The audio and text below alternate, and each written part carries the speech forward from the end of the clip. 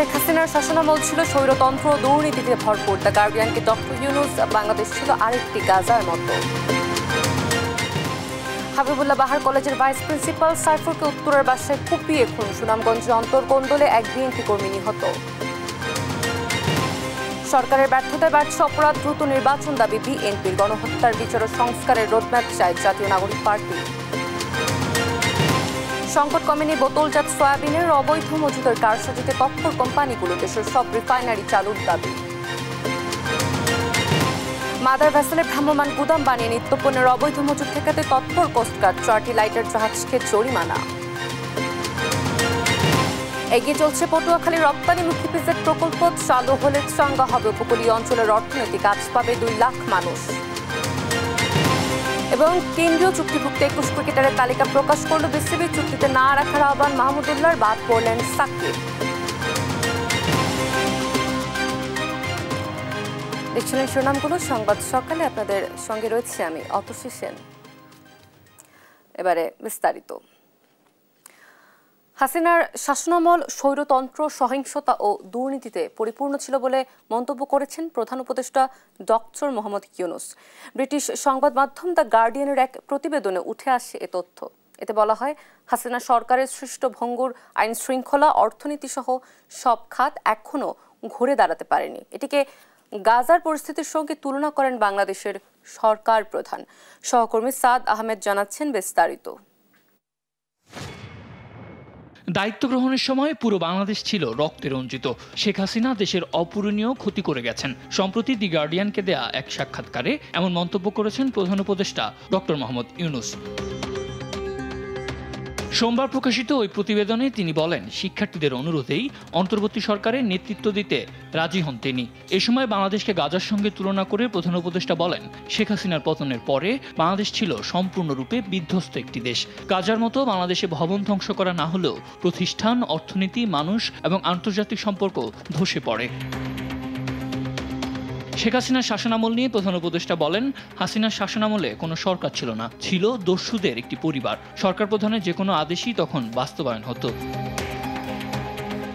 ভারতে হাসিনার আশ্রয় নিয়ে ডক্টর মোহাম্মদ ইউনূস বলেন, ভারত হাসিনাকে আতিথ্য দিলে তা সহ্য করা হবে, কিন্তু দেশকে অস্থিতিশীল করতে প্রচার চালাতে ভারতকে একটি প্ল্যাটফর্ম হিসেবে ব্যবহার করার অনুমতি দেয়া বিপজ্জনক। সেনাবাহিনীর সঙ্গে তার সম্পর্ক ভালো উল্লেখ করে এখন পর্যন্ত তাদের পক্ষ থেকে কোনো চাপ নেই বলেও জানান ডক্টর মোহাম্মদ ইউনূস। সাদ আহমেদ, দেশ টিভি, ঢাকা।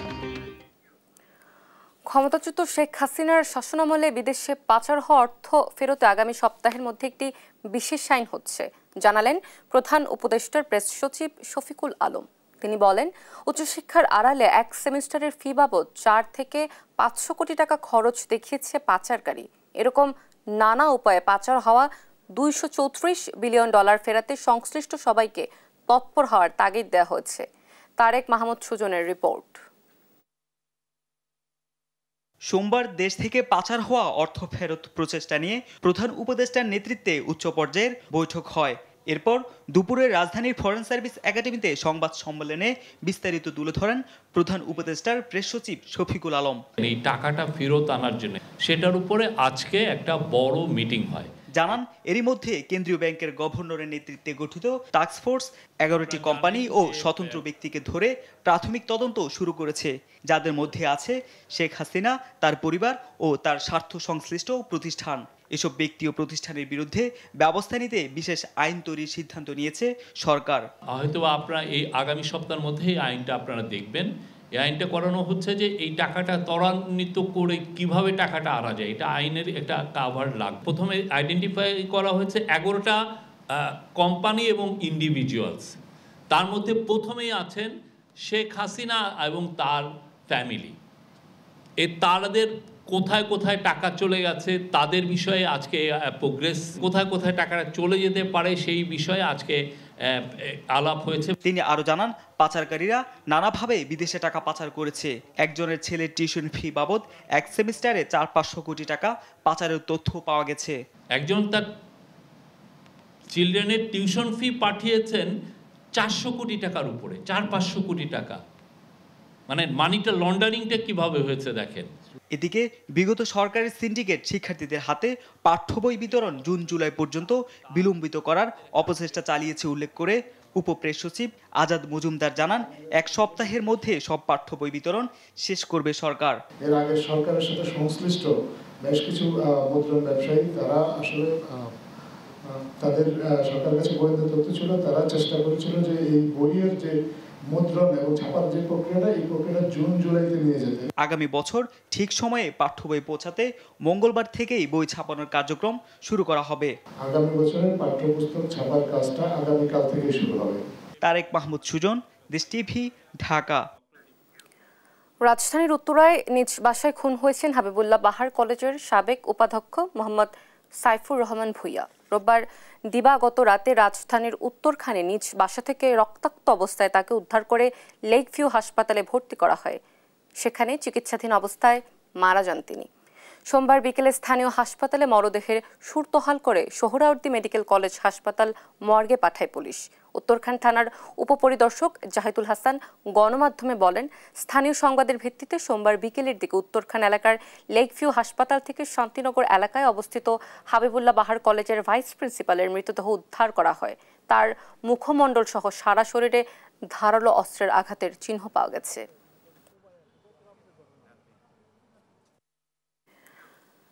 সুনামগঞ্জের আধিপত্য বিস্তার ও চাঁদাবাজি নিয়ন্ত্রণকে কেন্দ্র করে বিএনপি ও ছাত্রদলের মধ্যে সংঘর্ষে একজন নিহত হয়েছে।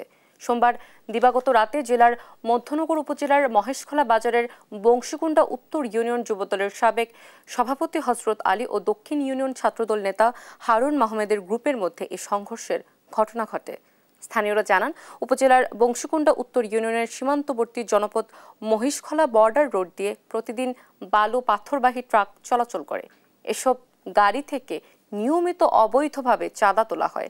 চাঁদাবাজির নিয়ন্ত্রণ নিতেই হামলা পাল্টা হামলার ঘটনা ঘটে। এতে মোহাম্মদ আলী নামে একজন নিহত ও বেশ কয়েকজন আহত হয়েছেন। ধর্মপাশা সার্কেলের সহকারী পুলিশ সুপার আলী ফরিদ আহমেদ মৃত্যুর বিষয়টি নিশ্চিত করে জানান, পরিস্থিতি এখন স্বাভাবিক রয়েছে।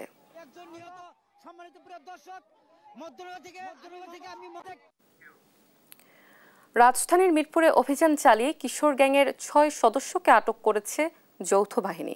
সোমবার রাতে মিরপুর 60 ফিট রোড এলাকায় গোপন সংবাদের ভিত্তিতে অভিযান চালায় সেনাবাহিনী ও পুলিশের একটি দল। অভিযানে কিশোর গ্যাং নেতা ইলিয়াস হোসেন বাবু ওরফে চা বাবু, নাজমুল হোসেন সহ কিশোর গ্যাংয়ের মোট 6 জনকে আটক করে যৌথ বাহিনী।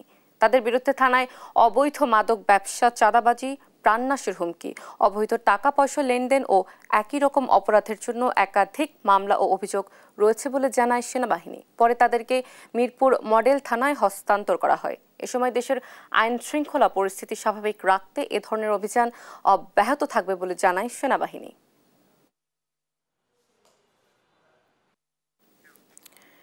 এবার হবিগঞ্জের বানিয়াচংয়ে 6 বছরের এক শিশুকে ধর্ষণের অভিযোগ উঠেছে।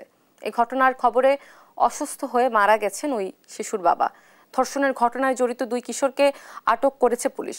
জড়িতদের দৃষ্টান্তমূলক শাস্তির দাবি এলাকাবাসীর। সহকর্মী আমির হামজার প্রতিবেদন, জানাচ্ছেন টুম্পা আফরোজ।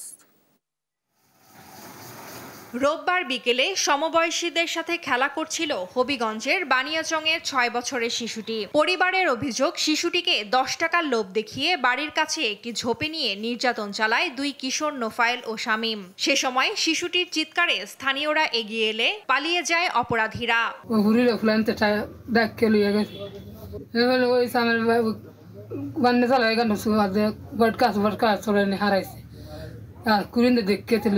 পরে স্থানীয়রা শিশুটিকে উদ্ধার করে বানিয়াচং উপজেলা স্বাস্থ্য কমপ্লেক্সে নিয়ে যায়। অবস্থার অবনতি হলে তাকে স্থানান্তর করা হয় হবিগঞ্জ 250 শয্যা জেলা সদর হাসপাতালে। রাতেই নোফায়েল ও শামীমকে আসামি করে থানায় মামলা করেন ভুক্তভোগীর নানি। এর পরপরই অভিযান চালিয়ে তাদের গ্রেপ্তার করে পুলিশ। আমরা খবর পাইছি 9:30টার দিকে, আমরা 11টার মধ্যে দুজনকে ধরে ফেলছি আর কি। আমরা পরে এজাহারটাও নিছি। এদিকে মেয়ের ওপর নির্যাতনের খবর খবরে অসুস্থ হয়ে পড়েন শিশুটির বাবা। এক পর্যায়ে সোমবার সকালে মারা যান তিনি। শিশু নির্যাতনের সাথে জড়িতদের দৃষ্টান্তমূলক শাস্তির দাবি এলাকাবাসীর। আমরা ফাঁসি চাই, যেমন আর অন্য মানুষ এইগুলা কাজ যেমন না করে, মা বোন সবারই আছে। আজকে সকালে এই অসহায় পরিবারের বাবা যখন মারা যায় শুনে আমরা আরো মর্মাহত হই এবং আমরা আশা করি প্রশাসন এটা দ্রুত ব্যবস্থা নেবে এবং আইনি দ্রুত পদক্ষেপ নেবে এবং সর্বোচ্চ শাস্তি নিশ্চিত করবে। কালকেও ভালোই আছেন, বালা মারছে খাইছে, তখন যখন বাচ্চার এই ঘটনা শুনছে ওই বেটা যখন দশ খাইয়ে গেছে, এই যে 10 খাইছেন আর উঠছে না। দ্রুত দৃষ্টান্তমূলক শাস্তি নিশ্চিতের পাশাপাশি অসহায় পরিবারটির পাশে দাঁড়ানোর আহ্বান স্থানীয়দের। নিউজ ডেস্ক, দেশ টিভি। মাগুরায় ধর্ষণের শিকার 8 বছরের শিশুটির অবস্থার সামান্য উন্নতি হয়েছে। এখনও জ্ঞান না ফিরলেও চোখের পাতা নড়ানোর খবর দিয়েছেন চিকিৎসকরা। এমনটাই জানালেন প্রধান উপদেষ্টার deputy press secretary Azad Majumdar. এর আগে ধর্ষণের ঘটনায় 4 আসামিকে রিমান্ডে দিয়েছেন আদালত। এদিকে এই ঘটনার রেশ কাটতে না কাটতেই রাজধানীর গুলশানে 10 বছরের আরেক শিশু ধর্ষণের শিকার হয়েছে।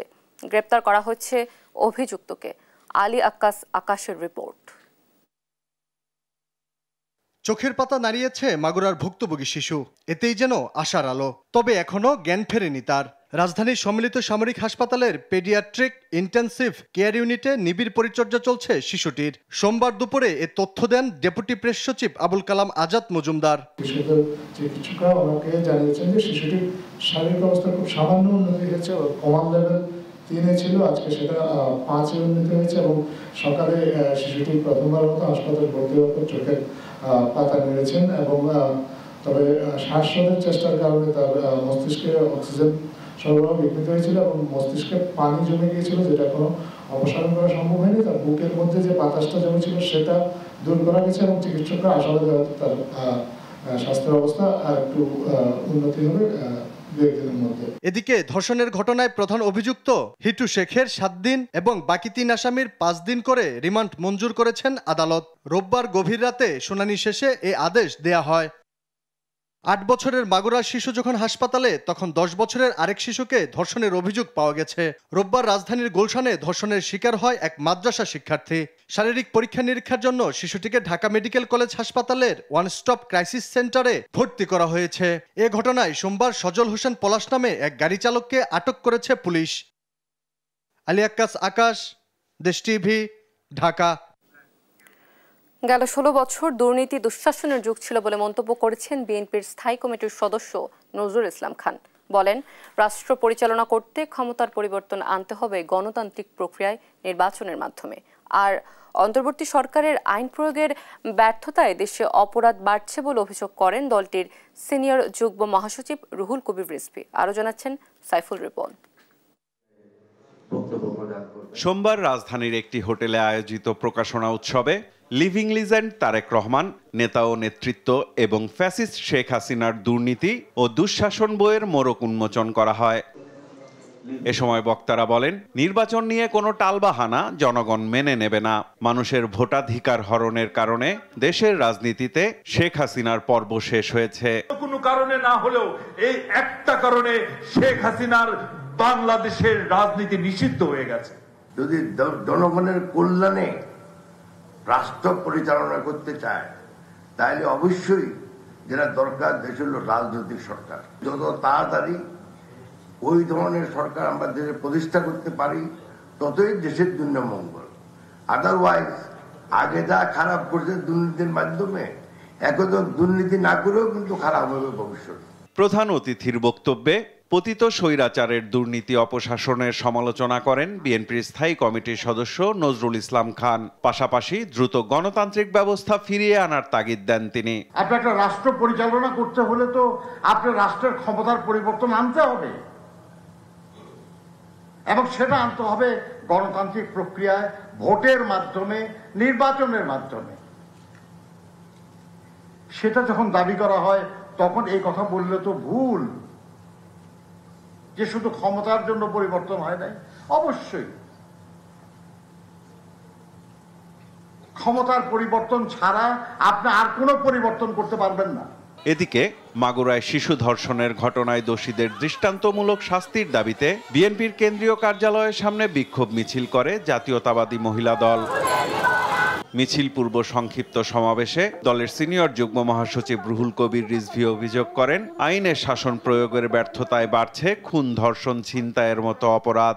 অনেকেই বঞ্চিত ছিলেন শেখ হাসিনার আমলে, অনেকের বঞ্চনা ঘুষিয়েছে, অনেকে প্রমোশন পেয়েছেন, ডাবল প্রমোশন পেয়েছেন।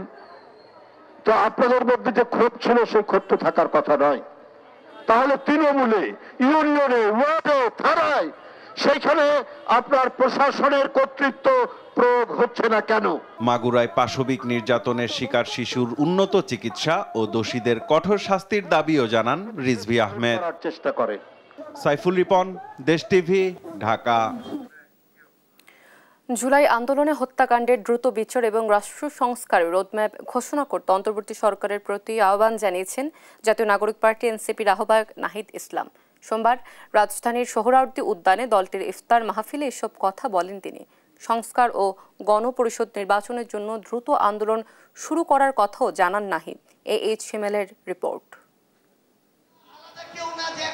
জুলাই গণ অভ্যুত্থানের আহত ও নিহত পরিবারদের নিয়ে রাজধানীর সোহরাওয়ার্দী উদ্যানে এই ইফতার মাহফিলের আয়োজন করে জাতীয় নাগরিক পার্টি এনসিপি। ইফতার পূর্ব আলোচনা সভায় দলটির আহ্বায়ক নাহিদ ইসলাম বলেন, জুলাই গণ অভ্যুত্থানের হত্যাকাণ্ডের বিচার দ্রুত সম্পন্ন করতে হবে। আমাদের প্রধান উপদেষ্টা ডক্টর মোহাম্মদ ইউনূস, তাকে আমরা আমন্ত্রণ জানিয়ে, আহ্বান জানিয়ে সরকারের প্রধান উপদেষ্টা করেছিলাম। অন্যান্য উপদেষ্টাবৃন্দ রয়েছেন, সেনা প্রধান রয়েছেন, তারা প্রত্যেকে কিন্তু কমিটমেন্ট দিয়েছিলেন যে মানুষের জানমালের নিরাপত্তা এবং বিচারের দায়িত্ব তারা নিচ্ছেন। আমরা কিন্তু কড়ায় গণ্ডায় জবাবদিহিতা নেব যে আমাদের বিচার কতটুকু আদায় হলো, আমাদের সংস্কার কতটুকু আদায় হলো। এ সময় অন্তর্বর্তী সরকারের প্রতি আহ্বান জানিয়ে বলেন, দ্রুত বিচার ও সংস্কারের রুটম্যাপ ঘোষণা করতে হবে। বিচার ও সংস্কারের প্রতি ঐক্যমত পোষণ করুন, নির্বাচন আমরা আপনাদেরকে করে দিতে সহায়তা করব। ফলে সরকারকে বলবো, দ্রুত বিচার ও সংস্কারের রোডম্যাপ ঘোষণা করতে হবে। অনুষ্ঠানে রক্তের বিচার না হওয়া পর্যন্ত যারা নির্বাচনের কথা বলবে তাদের লজ্জা হওয়া উচিত বলে মন্তব্য করেন সংগঠনটির মুখ্য সংগঠক সার্জিস আলম। নির্বাচন চাই, কিন্তু যেই খুনি হাসিনার হুকুমে এতগুলো প্রাণ গিয়েছে, সেই খুনি হাসিনার বিচার হওয়ার আগে তারা কোন মুখে শুধুমাত্র নির্বাচনের কথা বলে? দ্রুত বিচার সম্পন্ন করার দাবি জানান শহীদ ও আহত পরিবারের সদস্যরাও। প্রত্যেকটা সন্তানের জন্য যদি একটা করে ফাঁসি দেওয়া হয়, এই হাসিনা সরকার এবং তার দোষীদের কতবার ফাঁসি দেওয়া দরকার? আমি আপনাদের কাছে জানতে চাই, সবাই আমার সন্তানদের বিচার করো। ভাইয়ের বিচার তো খালি শুনতেছি, বিচার হইব, বিচারের আদৌ কোনো গন্ধই পাইতাছি না। অনেক ভাই তো মারা গেছে, ভাই বোন অনেকেই মারা গেছে, কারো বিচারই পাইতেছি না। তবে দেশের যারা সরকার ছিল তারা থাইকে যদি বিচার করে দিয়ে যেতে পারতো, তাহলে এই জিনিসটার একটা নাম থাকতো। ইফতার মাহফিলে হতাহতের পরিবার ছাড়াও সংগঠনের নেতাকর্মীরা অংশ নেন। AHML, দেশ টিভি, ঢাকা। দর্শক, রমজানে বাজারের নিত্য পণ্যের পরিস্থিতি জানবো। রমজানে জয়পুরহাটের বাজারে সবজির দাম কমলেও বেড়েছে সব ধরনের মশলার দাম। মাছ মাংসের দাম স্বাভাবিক, বিভাগে নিম্ন আয়ের মানুষ। আরও জানাতে যুক্ত হচ্ছেন সহকর্মী রেজাউল করিম রেজা। রেজা, বাজার দর নিয়ে ক্রেতাদের কি প্রতিক্রিয়া দেখছেন আমাদের জানাবেন। অতসী, আমি এখন দাঁড়িয়ে আছি জয়পুরহাটের মাসুয়া বাজার। এই মাসুয়া বাজারটা কিন্তু জয়পুরহাট শহরের 0 পয়েন্টে অবস্থিত এবং এই বাজারে কিন্তু সকল শ্রেণী পেশার মানুষই প্রতিদিনের যে বাজারটা করতে হয় তারা কিন্তু এই বাজারে বাজার করে থাকে। তো একটা বিষয় জানিয়ে রাখি যে অন্য গত যে রমজান গুলো গিয়েছে বা আরো 2-4 মাস, 5 মাস, 6 মাস আগে যে বাজার দর ছিল, তো সেখান থেকে কিন্তু বাজার দর বাড়েনি বলা যায় যে, এবং গত রমজানের চেয়ে এবারে কিন্তু বাজার দর কিন্তু স্বাভাবিকই আছে। আর আরেকটা বিষয় জানিয়ে রাখি যে এখানে কাঁচা সবজি উৎপাদনকারী জেলা হিসাবেও কিন্তু জয়পুরহাটের একটা পরিচিতি আছে। সেখানে কাঁচা সবজির দাম কিন্তু মোটামুটি একদম সবই হাতের নাগালে। তো এখানে যে সজনা, যদিও আমাদের স্থানীয়ভাবে এখনো সজনা ওঠেনি, সজনাগুলো এখন 200 টাকা কেজি দরে বিক্রি হচ্ছে, বেগুন বিক্রি হচ্ছে 40 টাকা কেজি। তো অন্যান্য যে সবজিগুলোর দাম আছে মোটামুটি দাম হাতের নাগালেই আছে। তো এখানকার ক্রেতা যারা তারাও মোটামুটি সবজিতে স্বস্তি মিলেছে, কিন্তু মাছ মাংসের যে বাজার, মাছ মাংসের বাজারে কিন্তু তেমনটি স্বস্তি নেই। ছোট মাছের দাম বেশি, পাশাপাশি আপনার বড় মাছগুলো ওরকমই, অর্থাৎ 300 টাকা থেকে 450 টাকার মধ্যে রুই কাতলা মৃগেল মাছগুলো, এবং ছোট মাছগুলো কিন্তু বেশি। আর খাসির মাংস বিক্রি হচ্ছে 1100 টাকা থেকে 1100 টাকা বিক্রি হচ্ছে, এবং পাশাপাশি আপনার যে গরুর মাংস 700 টাকা কেজি দরে বিক্রি হচ্ছে। তো সয়াবিন তেল হচ্ছে গত সপ্তাহে কিন্তু ছিল 200 টাকা কেজি খোলা সয়াবিন তেল, সেটা কিন্তু নামিয়ে 185 টাকা কেজিতে বিক্রি হচ্ছে, এবং প্যাকেটজাত সয়াবিন তেলও কিন্তু মোটামুটি সরবরাহ হয়েছে। তবে তারা যদি ব্যবসায়ীরা জানিয়েছেন যে ব্যবসায়ীদেরকে ওই যে তাদের কোম্পানির চাল এবং হলুদ, গুঁড়ামরিচ এগুলো নিয়ে কিন্তু তাদেরকে কিছুটা সরবরাহ করতে হচ্ছে মাল।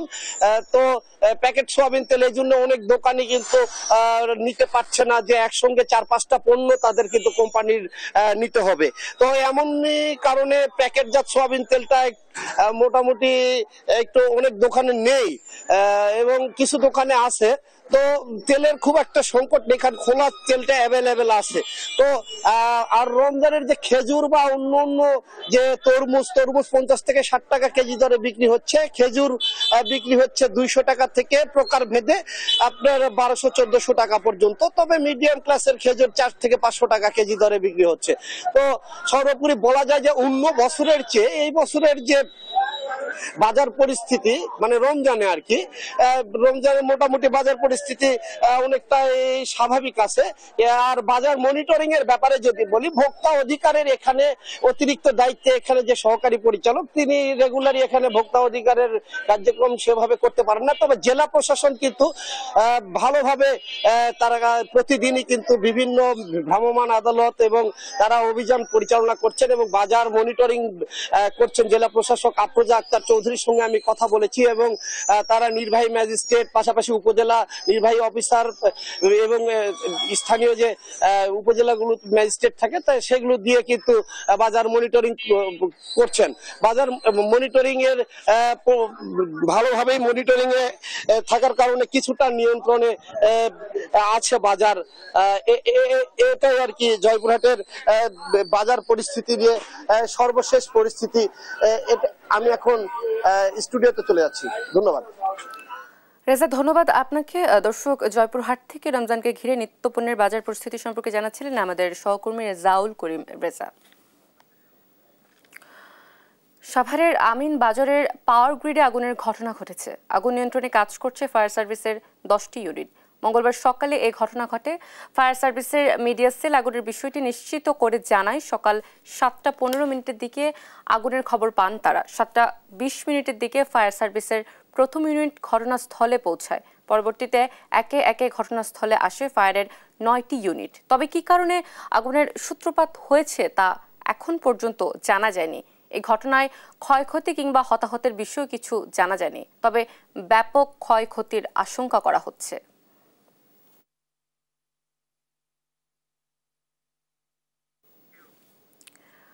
রমজানের শুরু থেকে বাজার থেকে উধাও বোতলজাত সয়াবিন তেল। কোনো দোকানে পাওয়া গেলেও গুনতে হচ্ছে অতিরিক্ত দাম। সরকারের কঠোর পদক্ষেপ না থাকায় সুযোগ পেলেই তেলের কৃত্রিম সংকট তৈরি করে গুটি কয়েক ব্যবসায়ী।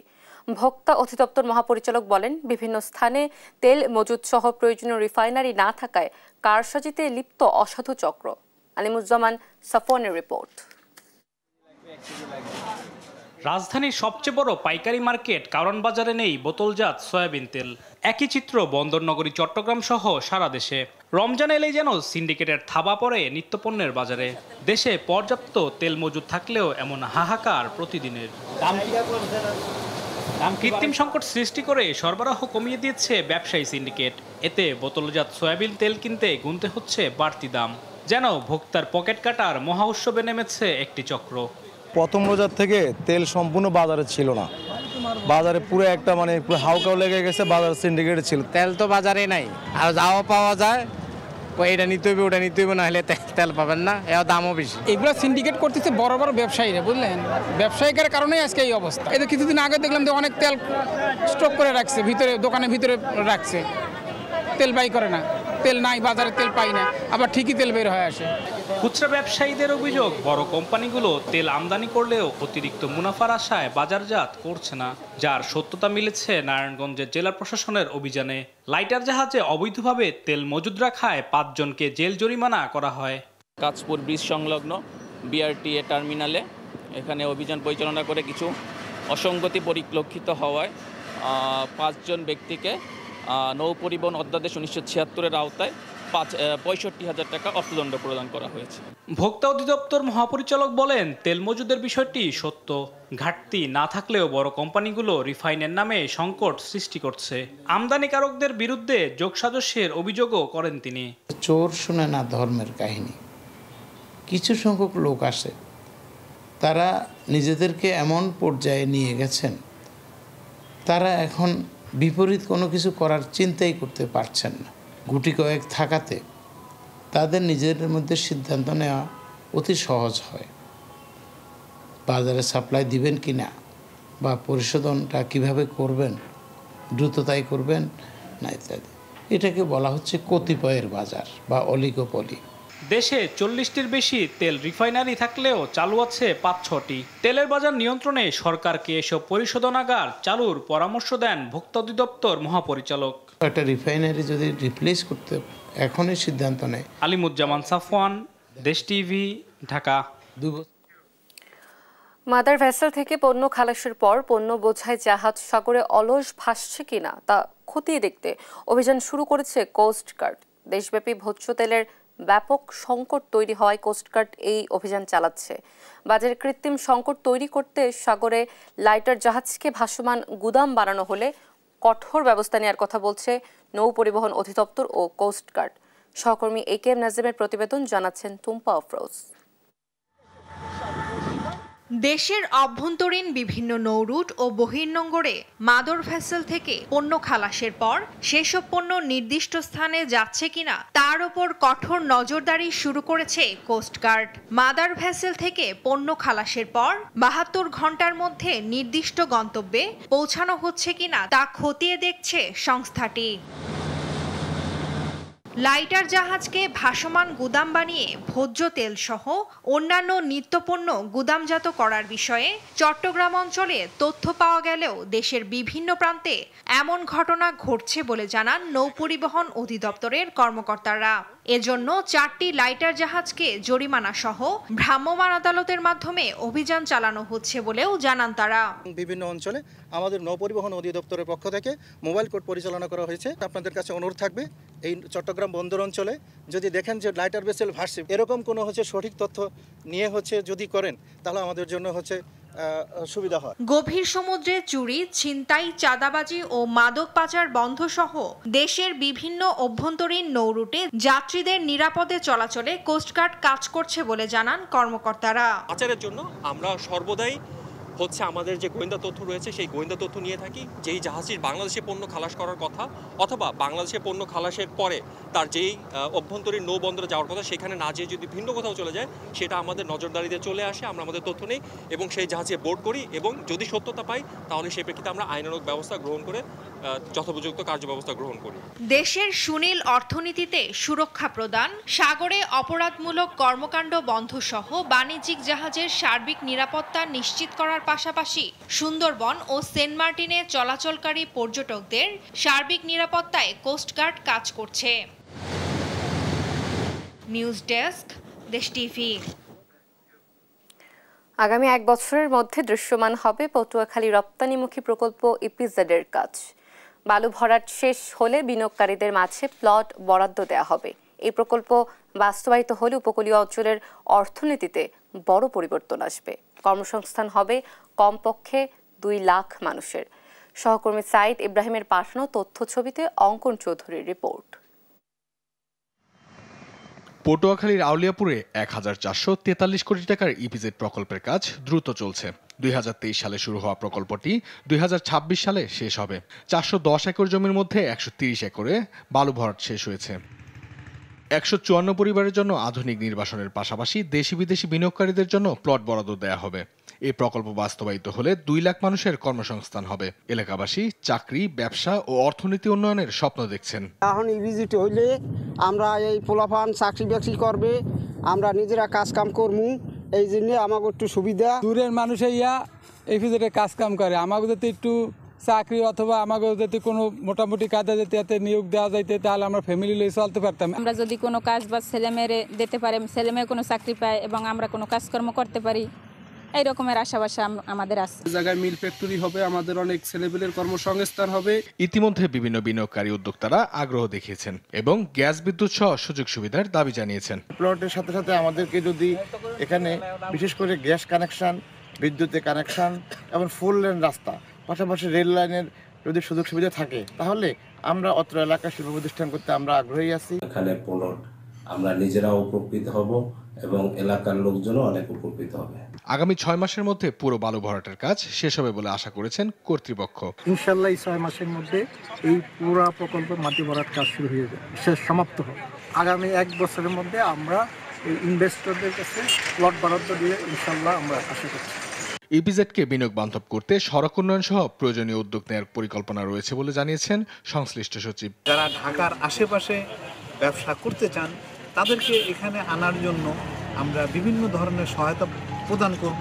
কিছুদিনের মধ্যে এই এরিয়া ওই রকম জনবহুল হয়ে যাবে এবং এই এলাকার প্রচুর লোকের কর্মসংস্থান হবে। প্রকল্পটিতে বেবজার নিজস্ব তহবিল থেকে 338 কোটি টাকা এবং সরকারের নিজস্ব তহবিল থেকে 1105 কোটি টাকা ব্যয় হবে। নিউজ ডেস্ক, দেশ টিভি।